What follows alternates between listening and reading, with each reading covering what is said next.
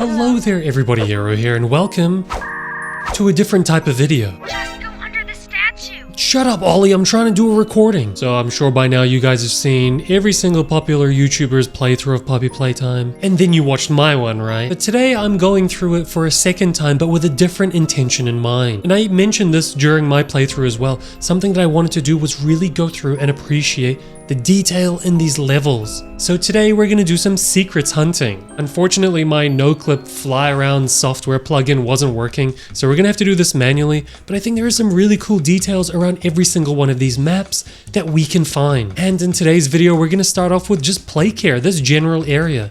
I've come to a point in the game where the lights are on, so we can generally see everything, but I think in later videos, we'll go into each one of these levels over here and see what secrets they have in store for us as well. Because you know, during your playthrough, you don't really have time to do all this stuff. You've got a mission on hand, you got Ollie bugging you, you got Catnap chasing your ass. But today we're gonna smell the flowers and take in the fresh, stale air of this place and see what cool details we can find that we probably missed out on in our playthrough. The first thing that I noticed that I completely missed during my playthrough is in this big statue area in the middle. There's one that's fallen down, kind of like a statue that's been pulled down by a mob. You could probably guess it is Catnap. Pretty ironic considering he's the only one that survived out of all of the smiling critters. Well, other than Dog Day, that is. Because he's the one that's killed them. I mean, while we're over here, we may as well go down here and see what else we can find. Now, down here in this maintenance area, there's something pretty funny. You can see these two brawn statues, all without heads. It's just a consistent theme during this chapter. You see all of these toys everywhere with no heads. They've all been beheaded for some reason, part of Catnap's ritual that we've seen before. But what's hilarious about this is that these aren't even toys. They wouldn't have been living because we know that these bronze were being used as lampposts. They just caught strays. But then we've got this machine over here. I'm not completely sure what it is. It's got eyes, but they don't follow you around. And after we turn the power on and then somebody turns the power off, you come back down here and you see this whole machine destroyed and cut up. Clearly Catnap came and stopped it. So it must have something to do with power production. You can see all the wires connecting to it, but it's got like a liquidy sound. So I'm not completely sure exactly what this is, but maybe it's just like a transformer or something like that. Anyway, if we go back here to like the exit of the Telefreak, the first thing that you're greeted by is a whole bunch of beheaded toys. I mean, over here we can see the head of a PJ Pugapillar and his body over here. And then down here, the exact same thing. A headless Huggy with scary black little eyes, a headless Catbee, a headless Candy Cat, another headless Huggy. Look at his head over here and blood everywhere. They even decapitated a Boogie Bot. Oh damn. I also thought this was quite a cool detail. All of the fencing over here has like a heart shape or potentially a Kissy Missy head shape, but then clearly a Huggy Wuggy head shape, showing that he's the main dude, the main guy. Let's face it, he's like the iconic mascot of this game, we know that. I wish I could take the mail that was in here. You'd think it would be lore or something like that. You've got these mailboxes with eyes on them as well, but they're clearly not alive. Now under here we have a pretty scary, sadistic scene as well. Remember how I said all the toys are decapitated? I think I found some of their heads. What's even worse is that they're on a table with some candles in the center. We don't see too many candles in this place, but clearly some kind of ritual was happening here.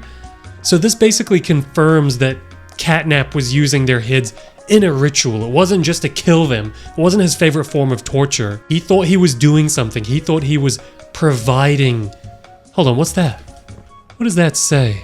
Oh, creepy. We've got some maths equations on there. Anyway, as I was saying before, this is some sort of ritual in which he thought he was doing something special to potentially summon 1006 or make him happy. Nonetheless, very, very creepy the way they're just sitting on a table here. What's quite creepy is that as we come closer to the playhouse, that this area has a ton of scratch marks on the ground, and then a big pile of toys dead over here. But on the left side, we see all of these coins, which as we know is a reference to Project Playtime and their toy box battle pass thing. I'm not too sure, I'm not a big fan of that. I mean, we saw these bloody handprints in the in the trailer, but it's just still so creepy to see up close, and then the hour of joy written in blood on the side. One thing that I did just notice was that on the left side over here to the entrance of Playhouse, you've got a whole bunch of toy boxes that have been opened and no toys on the inside. And then obviously on the other side, we see that there's a big pile of massacred toys. So it seems as though Catnap actually went along and collected toys in their toy boxes as well.